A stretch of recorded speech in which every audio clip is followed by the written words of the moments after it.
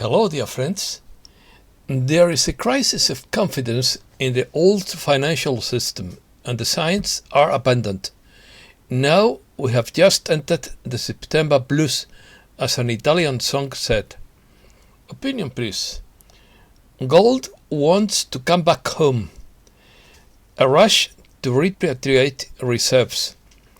It looks like every man for himself. Countries rush to repatriate it. There has been a chain reaction.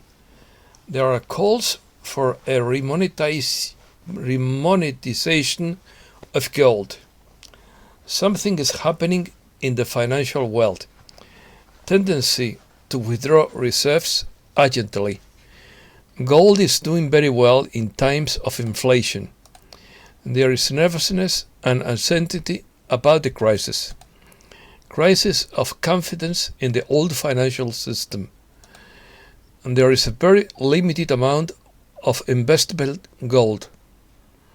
Gold is costly to store outside and does not generate interest. The repatriation schedule has been accelerated. It is intended that gold can be used as a means of payment. People hold on to gold as inflation rises. Gold has to be in every country to back its currency. There is a desire to introduce gold-backed monetary system. Imbalance between supply and demand drives gold upwards. Each country has decided to create a safety cushion in the form of gold. Germany holds the second largest gold reserves in the world. Ohio takes legal step toward treating gold and silver as money. Famous U.S. popularizer Robert Davis Steele dies in hospital. 90 retired generals and admirals called for resignations over Afghanistan failure. Pentagon acknowledges that Americans remain in Afghanistan after withdrawal. Let's start. Widespread nervousness and uncertainty over the crisis has led to a trend among countries to repatriate their gold reserves. Experts believe that the country has decided to create a safety cushion in the form of gold, which in the event of an emergency can be easily converted into cash. The question now is, what kind of emergency can we talk about? We live in a world full of signals, and this not go unnoticed by analysts and markets. In recent years, there have been a trend in the international arena for countries to repatriate their gold reserves. This is explained by the existence of several crisis host posts in the world and the worsening of relations between the leading countries. Therefore, there is some widespread nervousness and uncertainty, which is partly due to the crisis, according to Zoran Grubisic, professor at the Banking Academy in Belgrade, Serbia. The gold repatriation trend observed in recent years may be due to a simple chain reaction. In quotes, when someone starts returning his gold to the country, everyone else looks at him and wonders if he knows something they don't know. A chain reaction occurs, and the other countries start repatriating their own gold, and so a general trend appears that has no objective explanation, except the global nervousness about the worsening relations between the world's power centers, explained the academic. The biggest disadvantage of keeping gold reserves abroad is their storage, which has a certain cost. In addition to the fact that it doesn't generate interest, unlike securities, Repatriating the metals reserves would be a solution to get rid of these expenses. In quotes, when faced with such pronounced risks of system disruption, a short-term crisis of confidence, or the current turmoil and destabilization of the financial system, it is much better to transfer all reserves and assets abroad to their country of origin, opines the expert. Gold is relatively easy to use in international payments and can be traded, but above all, it is a traditional measure of value and a guarantee of liquidity. Most countries hold their gold reserves abroad in the central banks of the most developed nations, such as the Federal Reserve Board, Deutsche Bank in Germany, or the Bank of England. However, they can also be held in private institutions. Parabolic Gold. Paul Johnson talks about parabolic gold. In quotes, "We think gold does very well in times of inflation. The last time gold went parabolic was in the 70s, when we had 2 years of double-digit inflation. The reason gold goes parabolic is that there is basically a very limited amount of investable gold. It's on the order of several $1 billion, while the total amount of financial assets is close to $200 billion.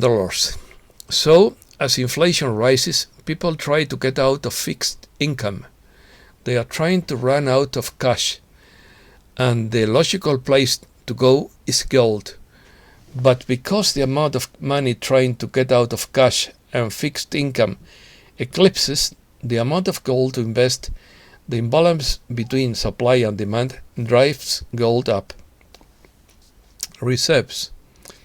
A gold reserve is gold held by a national central bank, intended primarily as collateral to redeem promises to pay depositors, holders of bills or paper money, or trading pairs during gold standard times, and also a store of value, or to back the value of the national currency. The World Gold Council estimates that all gold mined and accounted for totaled 190,040 metric tons in 2019, but other independent estimates vary as much as 20%. International reserves consist of foreign currency deposits controlled by central banks and other monetary authorities. These assets consist of various reserve currencies, especially dollars and euros. International reserves function as an economic indicator, showing the resources available to a country to make purchases abroad, transactions in which only hard currency is acceptable as a means of payment. These assets are used by central banks to support liabilities. For this reason, the National Reserve is an indicator of the country's capacity to finance its imports, the local currency issued, or the reserves deposited by private banks, by the government, or by financial institutions. There are also other types of assets, especially those formed by special drawing rights, etc. Germany. Germany holds the second largest gold reserves in the world, with 3,378 tons of the precious metal, valued at 119 billion euros. Although almost all of that gold was spread across various cities around the world, but Germany decided to repatriate half of it in 2017. In 2013, the German government announced a plan to progressively repatriate 674 tons of gold, so that the volume held abroad was reduced from 67% at the time to 50%. That plan was completed in 2017, 3 years ahead of schedule. In 2013, the Bundesbank announced its intention to store half of Germany's gold reserves in Germany by 2020. In addition to New York and Paris, the Bundesbank holds 12.8% of Germany's gold reserves in London. Gold thus accounts for 2/3 of Germany's foreign currencies reserves, while the remainder is made up of foreign currency and special drawing rights vis-à-vis the International Monetary Fund. The German gold was extracted from the warehouses of the Federal Reserve Bank of New York and the Bank of France and the Leibert Frankfurt, which now holds more than half of Germany's gold reserves. Thus, to the German financial capital came 53,870 gold bars, each weighing 12.4 kilograms, worth some 23.6 billion euros. The German gold was sent for storage to New York, London and Paris during the Cold War, when West Germany feared an attack by the Soviet Union, and while only 2% of the country's gold reserves were in Germany. Fans of conspiracy theories didn't think twice about assuming that the German precious metal had simply been looted and was not in the US warehouses, and the Fed needed such time to retrieve it. European campaign. In 2012, a European public campaign called Repatriate Gold was launched in order to repatriate the gold reserves of each country, supported by 53 institutions and individuals who demanded independent on-site audits of the gold reserves of all central banks, which advocated the repatriation to each country of the total gold reserves held by other countries. This campaign sought the repatriation of gold monetary reserves as a prerequisite for the recovery of the corresponding national sovereignties and for the liberalization of world currency markets. Repatriate Gold points out that gold has represented money par excellence for thousands of years and has been used throughout history, either as currency or as economic standard for the stability of paper money. Let's Repatriate Gold points out that until 1930, most Western societies prospered and grew steadily under a monetary system backed partially in gold. The gradual abandonment of gold backing during the 20th century and the final decoupling of the dollar from gold in 1971, decreed by Nixon, are the root cause of ongoing inflation, as the dollar has lost 98% of its purchasing power since 1930, as well as the primary reason for the global financial crisis since 2007. The Repatriate Gold campaign believes it is essential to reintroduce a global monetary system with a partial gold backing, and in order to back national currencies in the future, gold has to be physically present in the respective country. This initiative states, Repatriate Gold advocates a remonetization of gold and that people can voluntarily use it as a means of payment. Important legal step. Ohio takes legal step toward treating gold and silver as money. Ohio became the 41st state to eliminate the sales tax on gold and silver bullion.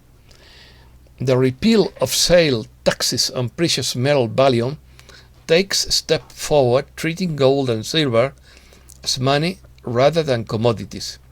Precious metals, bullion, taxes erect barriers to the use of gold and silver as money by increasing transaction costs. As Sound Money Defense League Policy Director G.P. Cortez testified during a committee hearing on a similar bill in Wyoming in 2018, taxing money itself is unbelievable. Ohio Governor Mike DeWine signed it into law a bill exempting gold and silver bullion and coins from sales tax.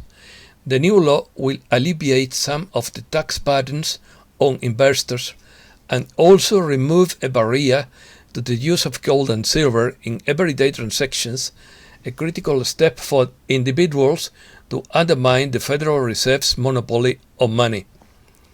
Previously, the state exempted the sale of gold and silver bullion from the sales tax, but the legislature passed a bill imposing a sales tax in 2019. According to the Sound Money Defense League, small businesses, coin conventions, income, tax revenue, and investment activity began flow out of the state due to the tax. Finance. Wall Street hovers near record highs. Wall Street's major indexes held near record highs on Tuesday, despite weakness in tech stocks, and the S&P 500 headed for a seventh straight month of stocks closed the session lower, but continued to gain in August as fears about near-term policy tightening by the Federal Reserve receded. Stocks closed session lower but still gaining in August. Stocks fell Tuesday, but the major indexes still closed August trading with another monthly gain. The S&P 500 was slightly lower for the session. Both the S&P 500 and Nasdaq indexes had set new record and closing highs during Monday's trading day, driven by a jump in heavily weighted technology stocks. Treasury bonds are unattractive in the current market environment, despite high inflation and the prospect that the Federal Reserve may begin tapering its massive bond buying program. Treasury yields are stagnant. IMF criticizes El Salvador. The International Monetary Fund harshly criticized El Salvador's decision to adopt Bitcoin as a legal tender. It considers that the adoption of Bitcoin is a shortcut by El Salvador. It adopted a pre-existing system instead of creating a customized one. Afghanistan. Taliban hold mock U.S. funeral. Supporters of the Taliban movement paraded coffins draped with U.S. and NATO flags in the eastern city of Khost on Tuesday, as part of a nationwide celebration following the withdrawal of the last U.S. troops. Afghan YouTuber murdered at Kabul airport. 4 days after the Taliban took control of Afghanistan, YouTuber Nahma Sadeki, 20 years old, sat on her bed and recorded one last video for tens of thousands of followers. In quotes, "Since we are not allowed to work or leave our house, we all had to record one last video, and through this video say goodbye to all of you." Days later, Saketi was killed in a terrorist attack outside Kabul's international airport. 2 of her colleagues said. At least 170 Afghans were killed in this atrocity, as they desperately tried to flee the country. Mother of Marine killed in attack has Instagram account disabled after blaming Biden for son's death. Facebook last week temporarily deleted the Instagram account of the mother of one of the Marines killed in Afghanistan by a Daesh bomb after she publicly blamed President Biden for his death and those of the other service members killed, the Daily Mail reports. Pentagon acknowledges Americans stranded in Afghanistan after withdrawal. Pentagon spokesman John Kirby acknowledged Tuesday that there are Americans stranded in Afghanistan despite earlier comments by White House officials about not intending to leave any Americans there. He said it is unclear how many remain. Helpless dogs abandoned in Kabul. Major General Donawi ordered to abandon his caged and terrified military dogs at the Kabul airport, a cruel abandonment of this helpless military service dog. The Animal Protection Society has condemned the government for leaving several service animals behind after withdrawing from Kabul. Images on social media showed the dogs in cages and wandering around the airport. In quotes, "I am devastated by reports that the government is pulling out of Kabul and leaving behind brave working dogs hired by the military to be tortured and killed at the hands of our enemies," American Humane President and CEO Robert Gansett said Monday. "These brave dogs do the same dangerous and life-saving work as our military working dogs, and they deserve a far better fate than the one to which they have been condemned," he continued. 90 retired generals and admirals call for resignations over Afghanistan failure. 90 retired military generals and admirals are demanding the resignations of Defense Secretary Lloyd Austin and Chairman of the Joint Chiefs of Staff Mark Milley. It calls for resignation based, in quotes, based on negligence in the performance of their duties, primarily involving events related to the disastrous withdrawal from Afghanistan. It also said that if Milley and Austin advised against the withdrawal, they should have resigned. Signatories to the letter include Admiral John Poindexter, who served as President Ronald Reagan's national security advisor. 7 Taliban killed in Panjshir Valley. The Taliban have lost at least 7 fighters as the Islamist group, which now controls most of Afghanistan, clashed with resistance fighters in the Panjshir Valley amid efforts to consolidate power and form a government. 8 injured in Houthi drone strikes at Saudi Arabia airport.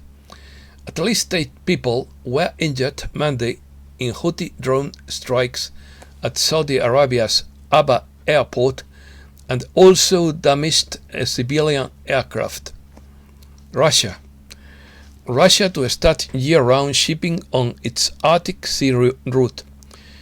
Construction of new ice-class vessels will help start year-round shipping on the Northern Sea route within 5 years.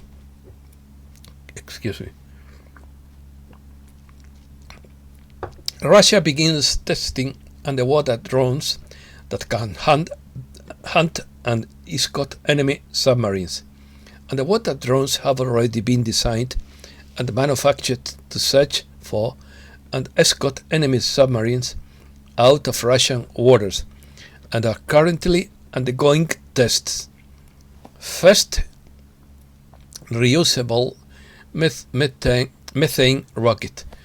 Russia's Progress Rocket and Space Center has completed the design for the country's first methane-powered rocket, planned to be the country's favored launch vehicle, replacing the legendary Soyuz 2.